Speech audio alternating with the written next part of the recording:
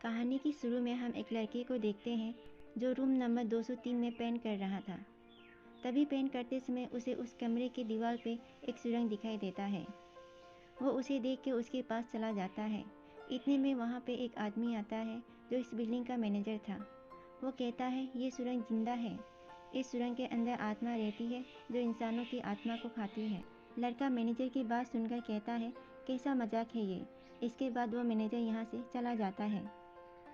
पर वो लड़का अभी भी वहीं पे था क्योंकि उसकी दोस्त आने वाली थी। अब वो लड़का उस सुरंग को भरने ही वाला था।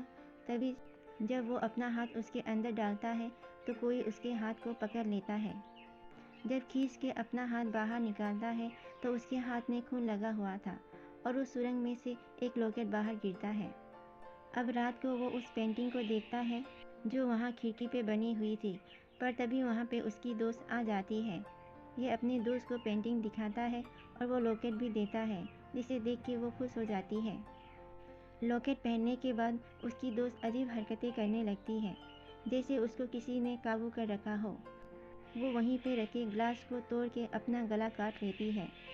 जैसे ही वो ऐसा करती है तो लड़के की हालत ख़राब हो जाती है। इसके बाद हम एक लड़की को देखते हैं जिसका नाम किम था, जो अपने मॉम डैड के साथ कहीं गाड़ी पे जा रही थी। उसके मॉम डैड किम को उसके दोस्त के घर छोड़ने जा रहे थे। किम अपने दोस्त के साथ वही बिल्डिंग में रहने वाली थी जो हमने कहानी के शुरू में देखी थी। वो बिल्डिंग के मालिक से मिलते हैं और वो उनको वही कमरा नंबर 203 देता है रहने के लिए। अब रात को किम को वही सुरंग दिखाई देता है जो कहानी के शुरू में दिखाई गई थी। वो उसको देख के उसके ऊपर शीशा लगा देती है और वो अपने दोस्त इजी के पास आके सो जाती है। अब सुबह उठकर ये दोनों बात कर रही थी और फिर उसके बाद किम अपने कमरे में आ जाती है, जहाँ पे वो देखती है कि सुरंग कल से और ज़्यादा बड़ा हो गया था। जब वह इजी को दिखाती है तो वो उसके अंदर हाथ डाल देती है और वो चिल्लाने लगती है। किम डर जाती है पर इजी सिर्फ मजाक कर रही थी। अब उसको वहाँ से एक लॉकेट मिलता है, वही लॉकेट जो कहानी की शुरू में देखा था। इजी उसको पहन लेती है। अगले सीन में हम देखते हैं ये दोनों बार में दो लड़के के साथ बैठी हुई थी। वहीं एक लड़का किम के साथ बदतमीजी कर रहा था। तभी इजी उसको एक मुक्का मार देती है और लड़का गिर के बेहोश हो जाता है और वो घर आ जाते हैं। उनके साथ इजी का फ्रेंड भी उनके साथ आया हुआ था। इजी ने बहुत शराब पी थी जिसके कारण वो बेहोश हो जाती है। उसका दोस्त जो उसके साथ आया था वो उसके घर में यहाँ वहाँ घूम रहा था। वो उसी पेंटिंग के पास जाता है और तभी उसके पीछे से एक साया गुजरता है जिसकी झलक वो भी देखता है। वो बाथरूम में जाता है तभी उधर उसको कोई चाकू मार देता है। वह उसकी वहीं पर मौत हो जाती है। दूसरी तरफ किम जब अपने कमरे में थी उसको इजी के कमरे से आवाज़ आ रही थी। जब वो देखने जाती है तो वो सो रही थी। बस वो लॉकेट ज़मीन पे पड़ा हुआ था, उसे उठाकर रख देती है। सुबह इजी किम से अपने दोस्त के बारे में पूछती है। इनको पता ही नहीं था उसके दोस्त को किसी ने मार दिया था। अगले सीन में हम किम को देखते हैं उसके कॉलेज में। वहाँ उसकी मुलाकात एक लड़के से होती है जो उसकी मदद करना चाहता था।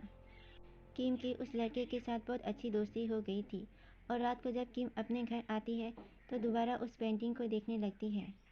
अब उसके सामने एक म्यूजिक बस पड़ा हुआ था जो ना ही इसने और ना ही इजी ने रखा था। तो कौन था इनके घर में जो ये सब कर रहा था, जिसने उनके दोस्त को भी मार दिया था। अब किम अपने कमरे में आके अपनी किताब में रिसर्च करती है और सो जाती है। तभी आधी रात को जब उसकी आंखें खुलती है तो उसकी नज़र उसी सुरंग पे पड़ती है जिसमें से उसे आता हुआ हाथ दिखाई देता है। किम जब उसके पास जाती है उसे देखने तो उसे जोर जोर से दरवाजे खटखटाने की आवाज़ आती है। ये जब अपना दरवाज़ा खोल के देखती है उधर इजी थी जो अपना सर जोर जोर से दरवाजे पे मार रही थी, जिससे उसके सर से खून निकलने लगा था।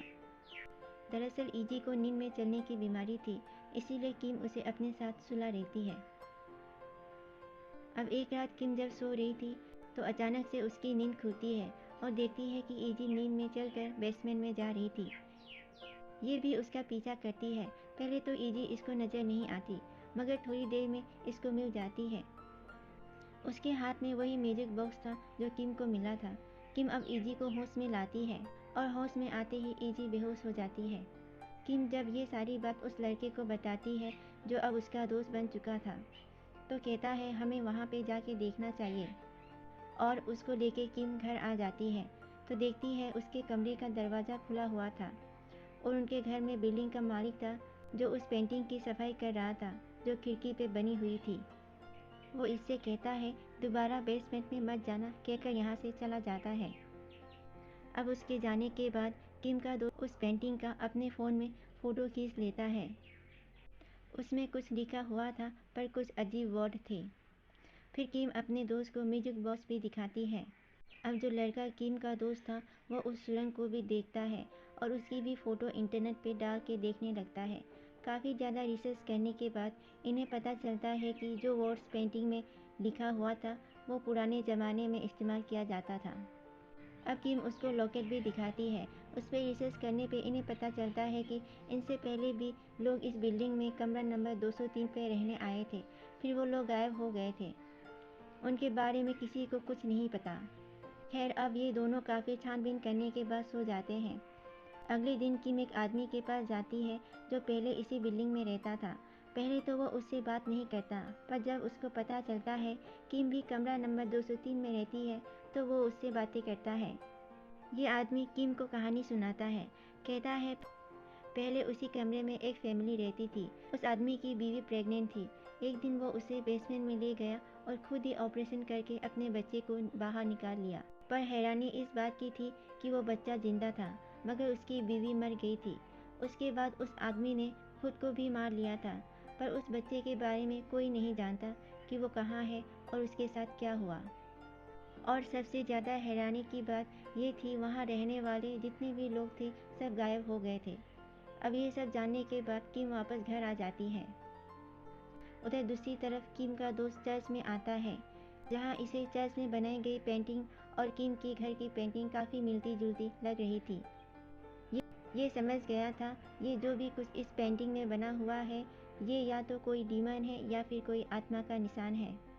काफ़ी ज़्यादा रिसर्च करने पर इसको पता चलता है वो डीमन पहले गॉडेस थी जिसको बाद में डीमन बना दिया गया था। अब वो लोगों की आत्माओं को खाती है। अब ये सब जानने के बाद वो किम को फ़ोन करता है पर वो उसका फ़ोन नहीं उठाती। उधर किम जो काफ़ी ज़्यादा परेशान थी वो उस सुरंग को तोड़ने में लगी थी जो बड़ा हो रहा था। तभी उसमें से हाथ निकल कर बाहर आता है, जिसे देख के ये काफ़ी ज़्यादा डर गई थी। तभी पीछे से बिल्डिंग का मालिक आके इसे पकड़ लेता है और बेहोश करके अपने साथ ले जाता है। जब इसको होश आता है तो ये उसके घर पे थी। अब बिल्डिंग का मालिक उसे बताता है, वो अपने मॉम डैड की तस्वीर दिखाता है। कहता है ये दोनों उस डीमन के पास हैं जो सुरंग में रहता है। यहाँ पे हमें पता चलता है जिस बच्चे के बारे में उस आदमी ने बताया था वो कोई और नहीं बिल्डिंग का मालिक था। बिल्डिंग का मालिक ही इंसानों को मारकर उस डीमन को खिला देता था। उधर किम का दोस्त भी किम को ढूंढते हुए उसके घर जाता है। उधर इजी थी जिसे डीमन ने अपने काबू में कर लिया था, वो आकर उसके ऊपर बैठ जाती है।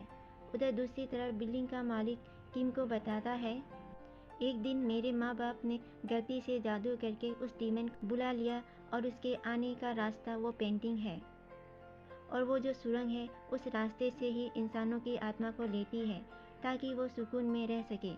ये सब बताकर किम को मारने ही वाला था, पर ये उसके आँख में चाकू से हमला करके यहाँ से भाग जाती है।